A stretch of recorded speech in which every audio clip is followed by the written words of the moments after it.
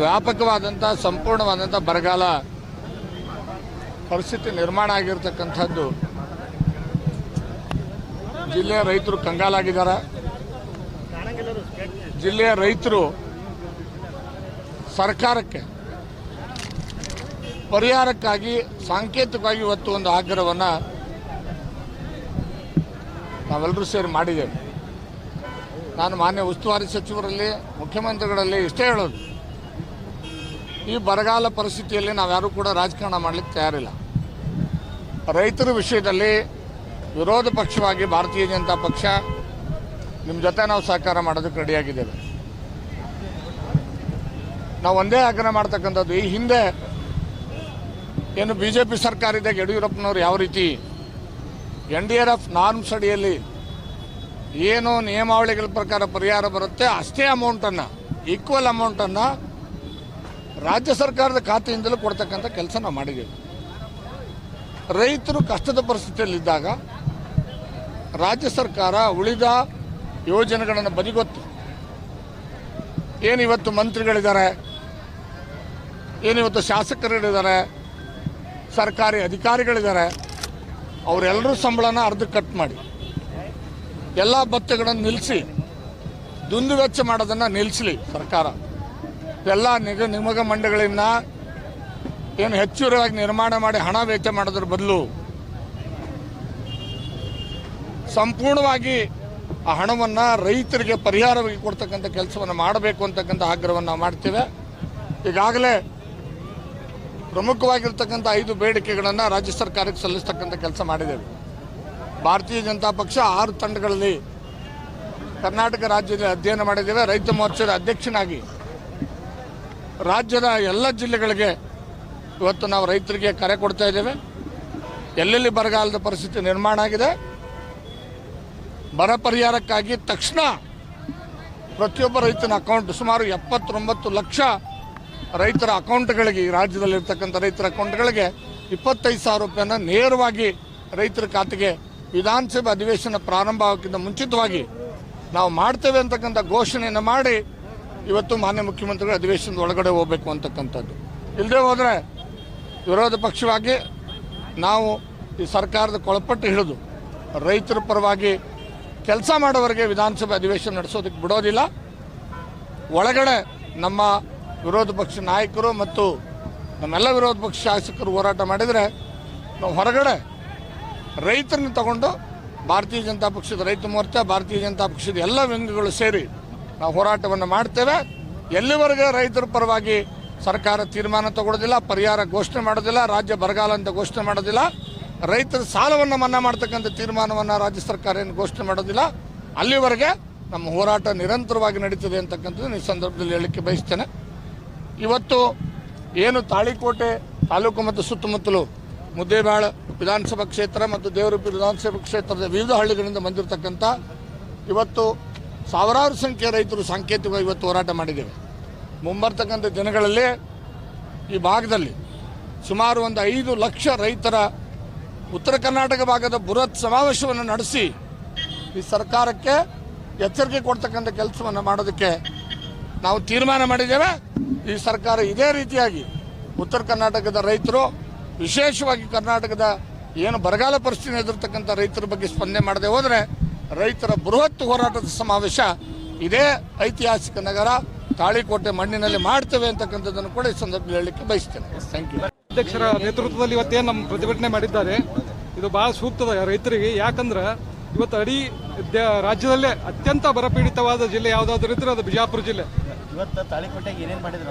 ಇವತ್ತು ತಾಳಿಕೋಟೆಯೊಳಗೆ ರಸ್ತೆ ಸುಮಾರು ಒಂದು 3 ಗಂಟೆಯವರೆಗೆ ರಸ್ತೆ ಬಂದ್ ಮಾಡಿ ಸಾಂಕೇತಿಕವಾಗಿ ಸರ್ಕಾರಕ್ಕೆ ಎಚ್ಚರಿಕೆ ಕೊಡುವಂತ ಕೆಲಸವನ್ನ ನಮ್ಮ ನಾಯಕರ ನೇತೃತ್ವದಲ್ಲಿ ನಾವು ಮಾಡಿದ್ದೇವೆ. ಚಕ್ಕಡಿ ಮತ್ತು ಟ್ಯಾಕ್ಟ್ರಿ ಎಲ್ಲ ರೈತರು ಬಂದು ಇವತ್ತು ನಾವು ಇಲ್ಲಿ ಪ್ರತಿಭಟನೆ ಮಾಡಿದ್ದೇವೆ. ಈ ಪ್ರತಿಭಟನೆಗೆ ಸರ್ಕಾರ ಮಣಿದೇ ಇದ್ರೆ ಮುಂದಿನ ದಿನಗಳಲ್ಲಿ ಉಗ್ರವಾದ ಹೋರಾಟವನ್ನು ನಾವು ನಮ್ಮ ಭಾರತೀಯ ಜನತಾ ಪಕ್ಷದ ನೇತೃತ್ವದಲ್ಲಿ ತೆಗೆದುಕೊಳ್ತೀವಿ ಅಂತ ಈ ಸಂದರ್ಭದಲ್ಲಿ ಹೇಳ್ತೀವಿ. ಸಂಗನಗೌಡ ಹೆಗರೆಡ್ಡಿ. ರೈತರು ಮಾತಾಡಬೇಕಾಗಿದೆ. ನಿಮ್ಮ ಬೆಳೆ ನಷ್ಟ ಏನು? ಭಾರತೀಯ ಜನತಾ ಪಕ್ಷದ ವತಿಯಿಂದ, ರೈತ ಮೋರ್ಚಾ ವತಿಯಿಂದ ನಾವು ಸುಮಾರು 4 ರಿಂದ 5 ಬೇಡಿಕೆಗಳನ್ನು, ಪ್ರಮುಖವಾಗಿರುವಂಥ ಬೇಡಿಕೆಗಳನ್ನು ಮುಂದಿಡ್ತಾ ಇದ್ದೇವೆ. ನಾವೆಲ್ಲ ರೈತರು ಗಮನಿಸಬೇಕು. ಅದಕ್ಕೆ ನಿಮ್ಮ ಬೆಂಬಲ ಇದ್ರೆ ತಟ್ಟೋದ್ರ ಮುಖಾಂತರ ಅದನ್ನು ಬೆಂಬಲಿಸುವಂತ ಕೆಲಸ ಮಾಡಿ. ಅದಾದ್ಮೇಲೆ ನೀವು ಮಾತನಾಡುವ ಸಂದರ್ಭದಲ್ಲಿ ಅದನ್ನ ಪೂರಕವಾಗಿ ನೀವು ಮಾತನಾಡ್ತಕ್ಕಂಥ ಕೆಲಸ ಆಗಬೇಕು. ರಾಜ್ಯವನ್ನ, ವಿಜಯಪುರ ಜಿಲ್ಲೆಯನ್ನ ಮುದ್ದೇಬಾಳು, ದೇವರಪುರಿಗೆ ಅಂತ ಹೇಳಿ ಕೂಡಲೇ ಘೋಷಣೆ ಮಾಡ್ತಕ್ಕಂಥ ಕೆಲಸ ಆಗಬೇಕು. ಚಪ್ಪಾಳೆ ಸಾಲದು, ದಪ್ಪದ ಚರ್ಮದ ಸರ್ಕಾರಕ್ಕೆ ಚಪ್ಪಾಳೆ ಸಾಲದು. ಚಪ್ಪಾಳೆ ಬೆಂಗಳೂರಿನ ವಿಧಾನಸೌಧಕ್ಕೆ ಕೇಳಬೇಕು. ಎಲ್ಲರ ಕಡೆ ಶಾಲ್ ಅದಾವಿಲ್ಲ, ಒಂದ್ಸಾರಿ ಶಾಲ್ ಬೀಸಿ ಬೆಂಬಲ ಕೊಡ. ನಿಮ್ಮ ಹಕ್ಕುಗಳನ್ನು ಪಡಿಬೇಕಾದ್ರೆ ನೀವು ಸೈನಿಕರಾಗಿ ಪ್ರಜಾಪ್ರಭುತ್ವ ವ್ಯವಸ್ಥೆಯಲ್ಲಿ ಹೋರಾಟ ಮಾಡ್ತಕ್ಕಂಥ ಶಕ್ತಿ ನಿಮ್ಮಲ್ಲಿ ಬರಬೇಕು. ಆಗಲೇ ಯಾವುದೇ ಸರ್ಕಾರ ಇರಲಿ ನಿಮ್ಮ ಪರವಾಗಿ ನಿಲ್ತಕ್ಕಂಥ ಕುಸುತನ ನಾವು ಬಿಡಂಗಿಲ್ಲ. ನೀವು ಪೂರ್ತಿ ಎಲ್ಲರೂ ಅಲ್ಲಿ ಒಂದ್ಸರಿ ಜೋರ ಚಪ್ಪಾಳೆ ಬರಲ್ಲ ನೋಡಲ್ಲಿ, ಅಲ್ಲಿ ಹಿಂದ್ಗಡೆ ಹೊಡಿತಾ ಇಲ್ಲ ನೋಡಿ, ಇಲ್ಲೆಲ್ಲಿ ಬರ್ತಾ ಇಲ್ಲ. ರೈತರ ಹೋರಾಟಕ್ಕೆ, ರೈತರ ಹೋರಾಟಕ್ಕೆ, ರೈತರ ಹೋರಾಟಕ್ಕೆ, ರೈತರ ಹೋರಾಟಕ್ಕೆ ಮೊದಲೇ ಬೇಡಿಕೆ ಏನು?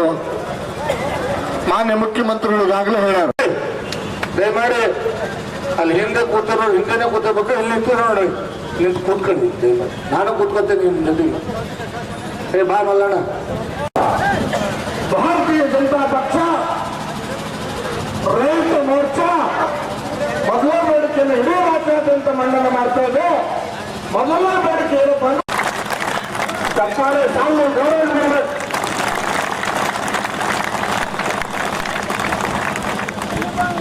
ಎರಡನೇ ಬೇಡಿಕೆ ರೈತನ ಜನರಿಗೆ ವಾರ್ಷಿಕವಾಗಿ 1 ವರ್ಷಕ್ಕೆ ಮುಂದಿನ 1 ವರ್ಷ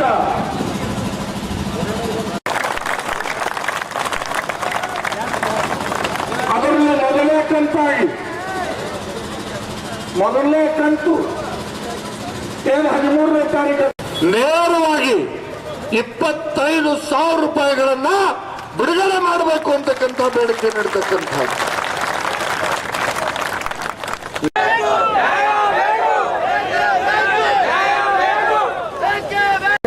ಬಸವಣ್ಣಂದೇ ಸೂಕ್ತ ಬಿಡ್ರಿ. ದಯಮಾಡಿ ಕ್ಷಮೆ ಇರಲಿ.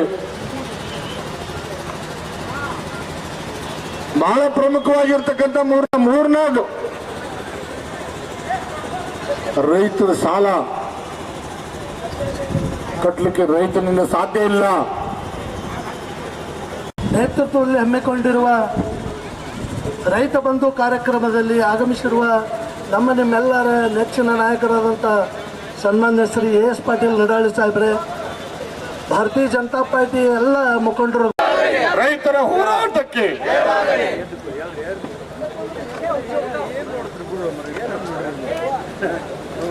ಕೂಡಿ ಕೆಳಗಡೆ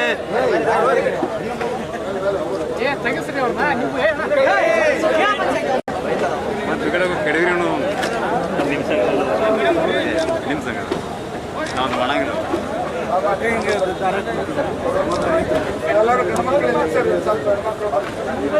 ನಮ್ಮ ರೈತ ಮಹಿಳೆಯರು ಕೂಡ